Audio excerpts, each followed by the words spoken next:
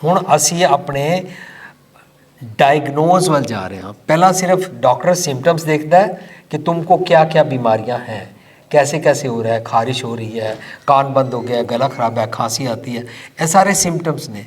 हुण डायग्नोज करन लगा भी होया किस तरह है। हुण असी अपना डायग्नोज करांगे। डायग्नोज करन तो बाद पता लग रहा है कि इन्हां विचों मैनूं की प्रॉब्लम है। मॉडलिंग, ऐशपरस्ती, खुदगर्जी ਅਤੇ असंतुष्टता वाला जीवन कारण बोरियत महसूस करना, खुदकुशी करना, सेल्फिज्म, लाविश लाइफस्टाइल, सेल्फिशनेस। राइट, जे मैं डिसैटिस्फाइड हाँ, डिसकंटेंटेड हाँ और सैल्फिश हाँ और ऐश प्रस्ती च रहिंदा और मॉडलिंग विच रहिंदा, ਇਹ ਹੁਣ ਜਿਹੜੇ ਬੱਚੇ ਮਾਡਲ बनना ਚਾਹੁੰਦੇ ਨੇ ਉਹਨਾਂ ਦੇ ਨਾਲ ਰਿਲੇਟ ਕੀਤਾ ਗਿਆ ਇਸ ਨੂੰ।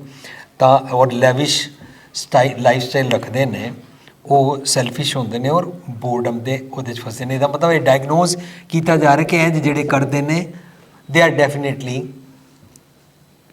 ਬਿਮਾਰ। ਨੈਕਸਟ, ਬੋਰੀਅਤ ਕਾਰਨ ਲੋਕੀ ਸਮੱਸਿਆ ਤੋਂ ਆਪਣੀਆਂ ਅੱਖਾਂ ਮੂੰਹ ਲੈਂਦੇ ਹਨ ਤੇ ਨਸ਼ੇ ਵਿੱਚ ਚੂਰ ਹੋ ਜਾਂਦੇ ਹਨ।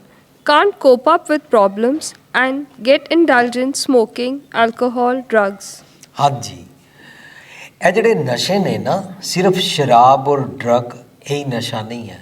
ਕਈਆਂ ਨੂੰ ਕਾਮ ਦਾ ਨਸ਼ਾ ਹੁੰਦਾ, ਕਈਆਂ ਨੂੰ ਕ੍ਰੋਧ ਦਾ ਨਸ਼ਾ ਹੁੰਦਾ, ਕਈਆਂ ਨੂੰ ਆਪਣੀ ਜ਼ਾਤ ਦਾ ਨਸ਼ਾ ਹੁੰਦਾ, ਕਈਆਂ ਨੂੰ ਦੂਸਰਿਆਂ ਦੇ ਉੱਤੇ ਹੁਕਮ ਚਾੜ ਕੇ ਆਪਣੀ ਮਨਵਾਣ ਦਾ ਨਸ਼ਾ ਹੁੰਦਾ। ਇਹ ਜਿੰਨੇ ਕਿਸਮ ਦੇ ਨਸ਼ੇ ਨੇ ਨਾ, ਇਹ ਵਾਲੀ ਪ੍ਰੋਬਲਮ ਬੋਰਡਮ ਦੇ ਕਾਰਨ ਹੀ ਆਉਂਦੀ ਹੈ, ਕਿਉਂਕਿ ਉਹ ਪ੍ਰੋਬਲਮ ਨੂੰ ਫੇਸ ਨਹੀਂ ਕਰ ਪਾਉਂਦੇ ਨੇ। इस करके आपने एक खास जित पीते मत दूर होए बरल पवे विछाए वाले नशे विच रहंदे ने, उहदी मत ठिकाने नहीं रहिंदी है। अपना पराया ना पछाणे खसमों धक्के खाए उहदे विच रहिंदे ने और अपने नशे दे विचकार मस्त रहना एस्केपिज्म है।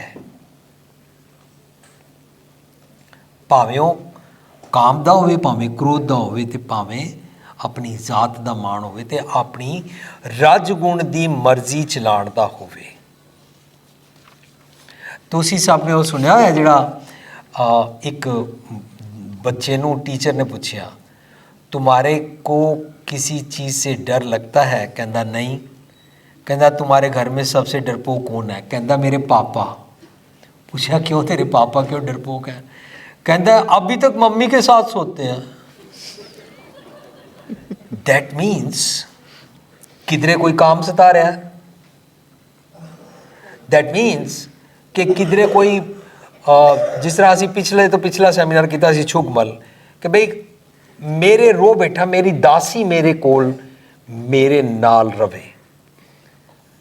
की है कोई बोर्डम की बीमारी, बोरीयत कारण समस्या तो अखां मूंद लैंदे ने ते अपने नशे विच चूर हो जाते हैं। हाँ जी, ਰੱਬੀ ਗੁਣਾ ਤੋਂ ਅੱਕ ਕੇ ਬਦਲਾ, ਨਫ਼ਰਤ, ਤੇਰ ਮੇਰ ਵਿੱਚ ਫਸ ਜਾਣਾ। हाँ, बदला लैण की भावना जागी है, नफरत रहिंदी है, तेर मेर विच फस जाते हैं, रिवेंज हेटरेट विच रहिंदे ने, तेरे मेरे माइन योर्स विच रहिंदे ने। ਉਹ ਮਨੁੱਖ ਬੋਰਡਮ ਦੇ ਮਰੀਜ਼ ਹੋ ਚੁੱਕੇ ਹਨ। ਆਪਣੇ ਜੀਵਨ ਤੋਂ ਬੋਰ ਹੋ ਕੇ ਦੂਜਿਆਂ ਤੇ ਅਧਿਕਾਰ ਜਮਾਉਣਾ। ਪੋਜੈਸਿਵਨੈਸ ਔਰ ਆਬਸੈਸ਼ਨ ਦੀ ਬਿਮਾਰੀ ਹੁੰਦੀ ਹੈ। ਕਾਰਨ ਉਹਨਾਂ ਨੂੰ ਆਪਣਾ ਸਮਾਂ ਠੀਕ ਤਰੀਕੇ ਨਾਲ ਕਿਸ ਤਰ੍ਹਾਂ ਬਿਤਾਉਣਾ ਹੈ ਇਸ ਦੇ ਬਾਰੇ ਸੋਚ ਹੀ ਨਹੀਂ ਹੁੰਦੀ। ਸੋ ਉਹ ਕੀ ਹੁੰਦਾ, ਉਹ ਆਪਣੇ ਆਪ ਨੂੰ ਬੜਾ ਕੰਟੈਂਟਡ ਸਮਝਦੇ ਨੇ ਕਿ ਬਸ ਮੈਨੂੰ ਜੋ ਕੁਝ ਪਤਾ ਹੈ ਫਾਈਨ, ਇਸ ਤੋਂ ਜ਼ਿਆਦਾ ਮੈਨੂੰ ਕੁਝ ਸਿੱਖਣਾ ਨਹੀਂ। They are not sure of their aim, they are not sure how to make best use of every minute of every day. They are not sure how they can engage in small things to satisfy them and give them happiness. Next, reasons कारण ਉਸਾਰੂ ਬਿਰਤੀ ਖੀਨ ਹੋ ਜਾਏ ਹੁਣ सिर्फ diagnose तो बाद हुन असी कारण, भाई ये तुमको बीमारी ऐसे हुई है, अब ये बीमारी आई कहाँ से?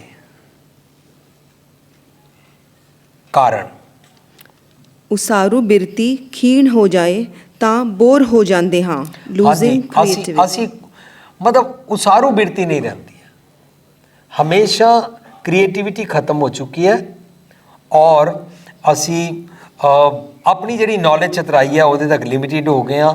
ਜਦੋਂ ਹੋਰਨਾਂ ਨਾਲ ਪਾਸ ਦੀਆਂ ਗੱਲਾਂ ਕਰਦੇ ਰਹਿੰਦੇ ਔਰ ਕੰਪੇਅਰ ਕਰਦੇ ਰਹਿੰਦੇ ਹਾਂ ਜਾਂ ਆਪਣੇ ਨੈਕਸਟ ਪਲ ਔਰ ਆਉਣ ਵਾਲੇ ਕੱਲ੍ਹ ਦੇ ਜੀਵਨ ਵਿੱਚ ਕੁਝ ਵੀ ਕ੍ਰੀਏਟਿਵ ਨਹੀਂ ਨਾ ਕਰਦੇ ਹਾਂ, ਇੱਥੋਂ ਇਹ ਬਿਮਾਰੀ ਬੋਰਡਮ ਦੀ ਆਉਣੀ ਸ਼ੁਰੂ ਹੋਈ ਹੈ। ਇਹ ਕਾਰਨ ਹੈ। ਆਪਣੇ ਸਰੀਰ ਅਤੇ ਘਰ ਦੇ ਸੁੱਖਾਂ ਤੱਕ ਸੀਮਿਤ ਹਾਂ। ਜੇ ਆਪਣੇ ਨੇੜੇ ਰਹਿੰਦਿਆਂ ਬੱਚੇ, ਜੀਵਨ ਸਾਥੀ ਆਦਿ ਨੂੰ ਆਪਣੇ ਕਾਬੂ ਵਿੱਚ ਰੱਖਦੇ ਹਾਂ। ਸੈਲਫਿਜ਼ਮ, ਅ ਕੰਪਲੈਕਸ, ਬੋਰੀਅਤ ਦਾ ਮੂਲ ਕਾਰਨ ਹੈ। Yes. Luxury, status, my enjoyment, all shall be in my control. ਹਾਂ, ਇਹ ਸਭ ਕੁਝ ਮੇਰੇ ਕੰਟਰੋਲ ਵਿੱਚ ਹੋਣਾ ਚਾਹੀਦਾ, ਪਰ ਆਪ ਨੈਗੇਟਿਵ ਹੈ।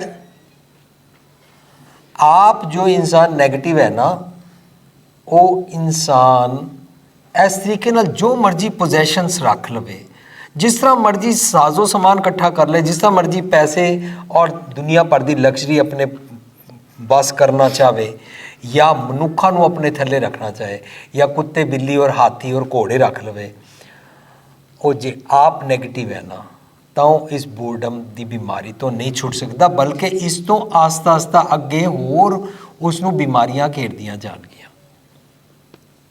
ਨੈਗੇਟਿਵਿਟੀ ਦਾ ਮੈਨੂੰ ਇੱਕ ਗੱਲ ਯਾਦ ਆਈ ਹੈ। ਇੱਕ ਵਾਰੀ ਬੜੇ ਪੁਰਾਣੇ ਦੋ ਦੋਸਤ ਮਿਲੇ ਔਰ ਉਹਨੂੰ ਪੁੱਛਦਾ, ਸੁਨਾ ਕਾਲਜ ਤੋਂ ਬਾਅਦ ਅਸੀਂ ਅੱਜ ਇੰਨੇ ਸਾਲਾਂ ਬਾਅਦ ਮਿਲੇ ਹਾਂ, 15-20 ਸਾਲਾਂ ਬਾਅਦ ਮਿਲੇ ਹਾਂ, ਕੈਸੇ ਬੀਤੇ ਤੇਰੇ ਦਿਨ?